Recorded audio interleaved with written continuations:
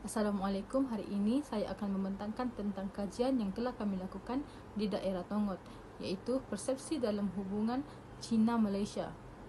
Sebelum saya mula, saya ingin memperkenalkan diri. Saya Nur Khadijah binti Muhammad Safi'i dan rakan sekumpulan saya Nur Diana binti Budin. Untuk pengenalan, hubungan Malaysia-China bermula secara rasmi pada tahun 1974 dan berkembang dalam bidang perdagangan, pelaburan, pendidikan serta pertukaran budaya. Dalam kajian hubungan antarabangsa, realisme menekankan kepentingan kuasa dan keselamatan negara, manakala kompleks interdependence menyorot peranan masyarakat, media, aktor bukan dalam negara membentuk hubungan dua hala.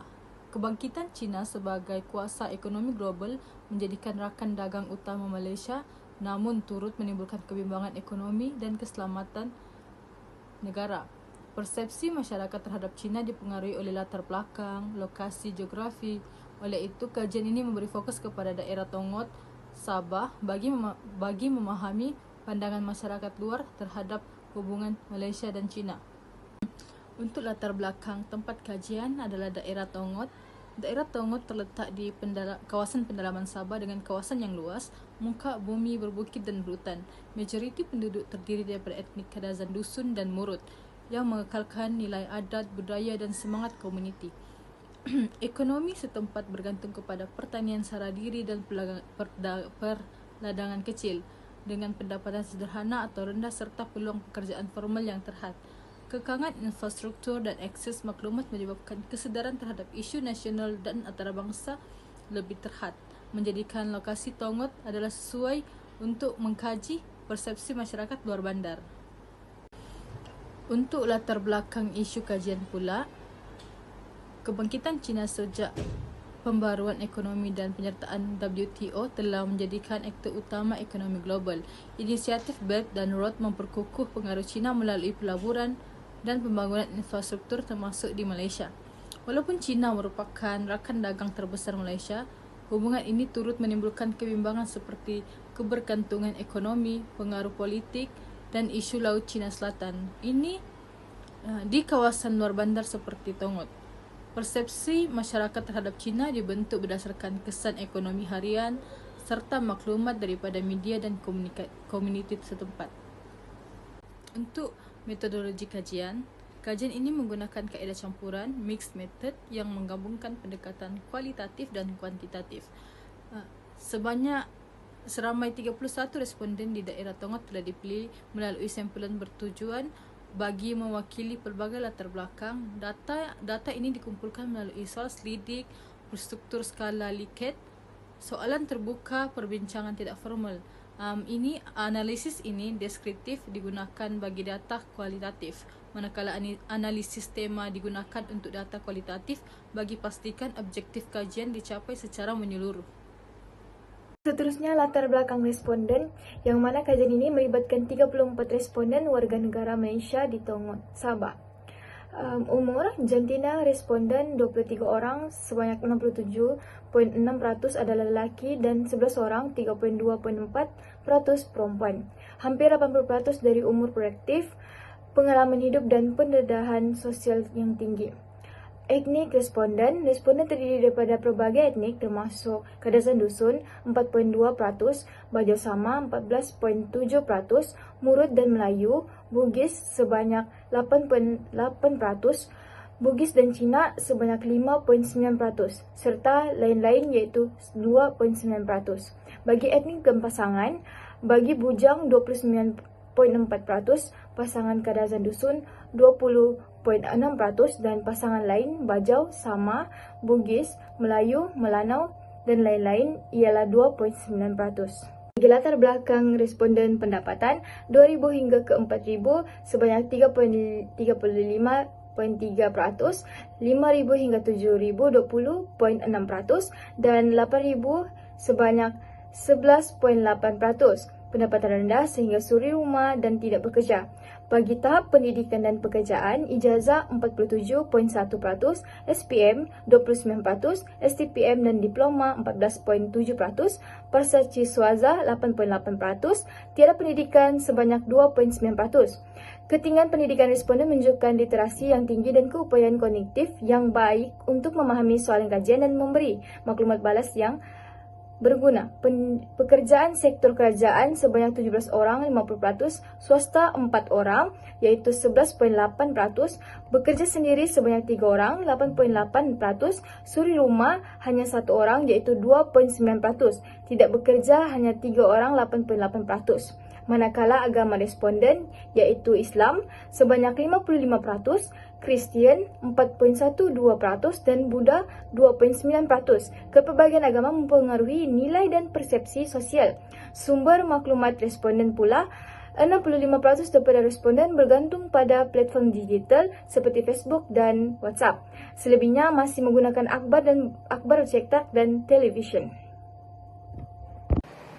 Seterusnya adalah dapatan kajian. Dapatan ini bertujuan menganalisis 3 bahagian terhadap persepsi responden di Tongot Sabah kepada China dengan merangkumi profil responden, tahap pengetahuan responden dan persepsi utama sektor ekonomi, sektor keselamatan, sektor politik, sektor sosial serta pandangan China sebagai ancaman berdasarkan soal selidik yang dijalankan ke atas 34 orang responden. Bagi yang pertama adalah profil responden, yang mana jantina responden, jumlah responden terhadap Tongot di Sabah adalah 34, lelaki sebanyak 18 orang 70.8%, perempuan 16 orang sebanyak 29.2%. Manakala lelaki ini mendominasi kajian, mungkin dipengaruhi disebabkan oleh peranan gender dan corak pekerjaan.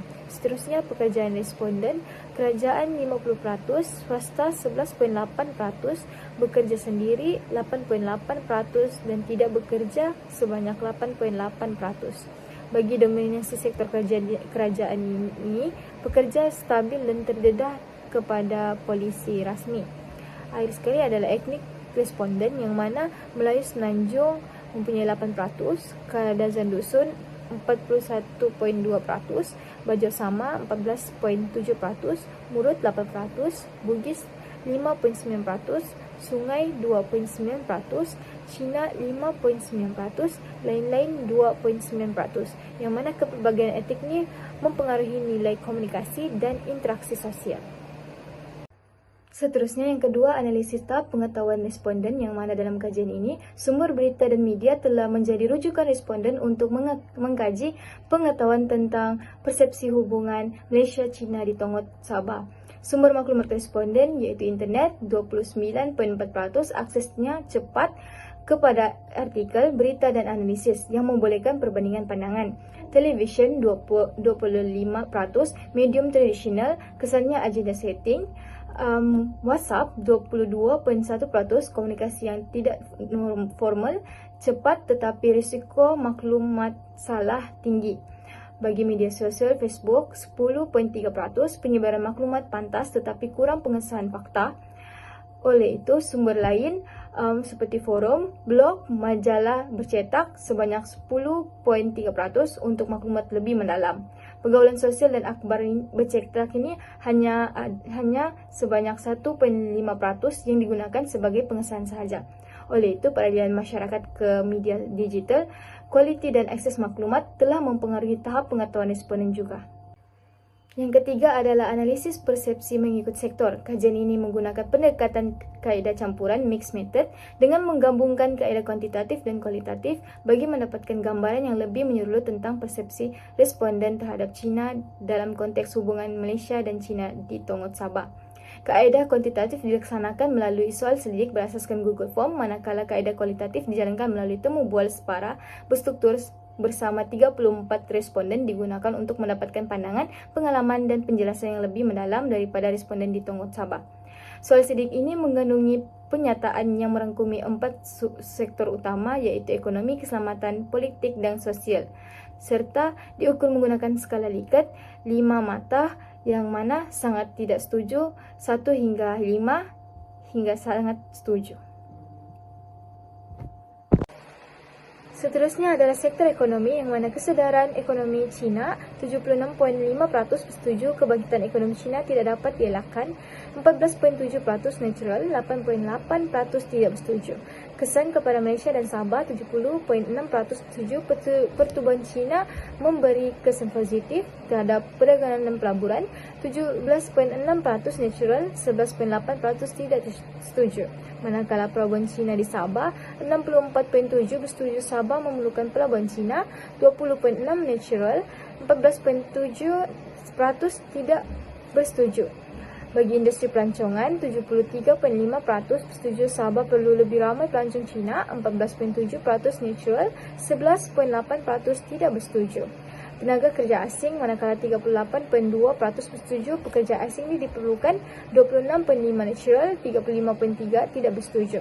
Kebimbangan terhadap kesan sosial dan peluang pekerjaan tempatan mempunyai barangan murah Cina, terdapat 79.4% bersetuju dengan barangan murah membantu kos sara hidup.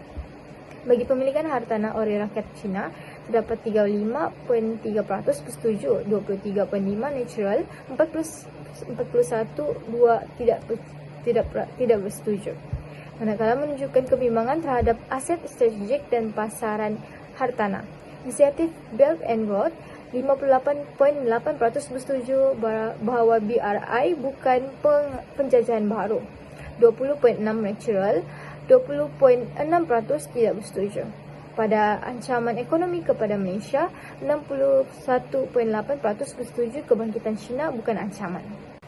Seterusnya adalah sektor keselamatan yang mana kebimbangan keselamatan maritim dan ketenteraan, terdapat 82% bersetuju China sering menceroboh perairan dan ruang udara Malaysia, 85.3% melibatkan kepentingan minyak dan gas sebagai pendorong kehadiran China. Seterusnya adalah ancaman jangka panjang yang mana 79.4% bersetujuan kehadiran China tenterani mengancam kedaulatan. 76.5% anggap kekuatan tentera China adalah ancaman keselamatan.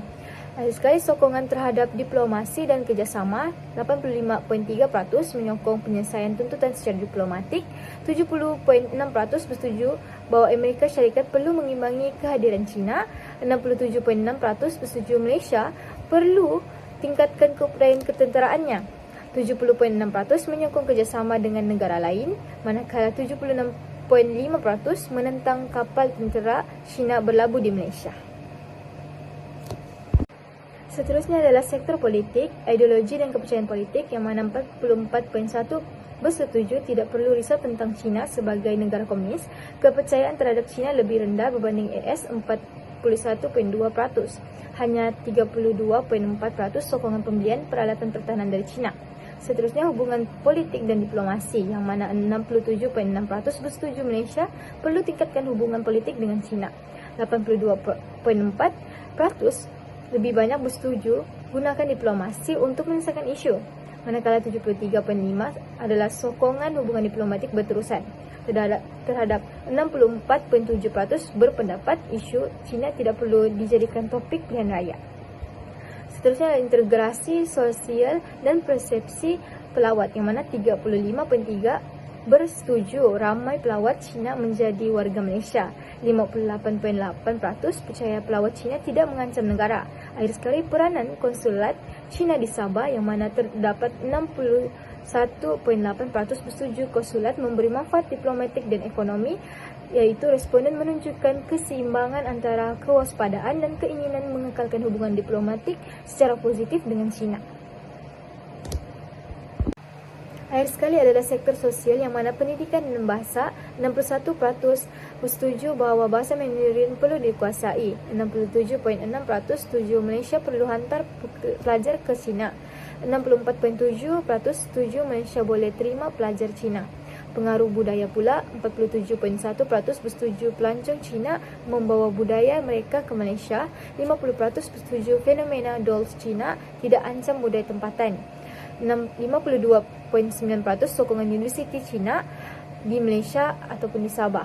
55.9% sokongan penubuhan institusi Confucius di universiti. Seterusnya adalah mobiliti dan pelancongan yang mana 70.6% bersetuju Sabah perlu tambah penerbangan ke China. Responden ini terbuka kepada interaksi sosial, pendidikan dan diplomasi budaya dengan China, tetapi masih berhati-hati tentang pengaruh budaya luar terhadap identiti tempatan. Akhir sekali, perbandingan budaya yang mana 44.1% bersetuju bahawa China boleh menangani budaya Korea, iaitu budaya Korea yang lebih dominan dalam hiburan dan fashion. Bagi pandangan mengenai China sebagai ancaman, terdapat 4, iaitu ancaman ekonomi. 35.3% melihat China sebagai ancaman ekonomi, yang majoriti tidak terlalu bimbang tentang persaingan atau kesan perniagaan China. Seterusnya, ancaman keselamatan. Terdapat 76.5% melihat China sebagai ancaman keselamatan. Kebimbangan berkaitan pertahanan, keselamatan maritim dan kehadiran tentera. Seterusnya, ancaman politik, yang mana 41.2% melihat China ni sebagai ancaman politik yang mempunyai kebimbangan sederhana terhadap campur tangan atau pengaruh politik. Akhir sekali adalah ancaman sosial, yang mana 32.4% melihat China sebagai ancaman sosial, yang mana rakyat Malaysia ni selesa dengan interaksi sosial dan budaya, termasuk pelancong dan pelajar. Seterusnya adalah kesimpulan. Kesimpulannya, kajian ini mengenai persepsi masyarakat di daerah Tonggot, Sabah terhadap hubungan Malaysia dan China menunjukkan gambaran yang pelbagai yang mencerminkan keseimbangan antara sikap terbuka, kebimbangan dan sikap pragmatik dalam berurusan dengan China. Responden menyatakan bahawa mereka menghargai hubungan diplomatik, sosial dan pendidikan dengan China, tetapi terdapat kebimbangan tertentu terutama berkaitan dengan keselamatan dan politik. Walau bagaimanapun, kebimbangan terutamanya berkaitan dengan keselamatan, di mana 76.5% melihat China sebagai ancaman, manakala lebih sedikit ancaman dilihat daripada bidang politik, ekonomi dan sosial. Seterusnya adalah lampiran. Ini adalah bukti di mana kami menjalankan kajian di daerah Tonggot mengenai tajuk persepsi hubungan antara Malaysia dan China di daerah tersebut. Seterusnya adalah rujukan. Ini adalah sumber rujukan yang telah kami gunakan untuk menghasilkan kajian ini.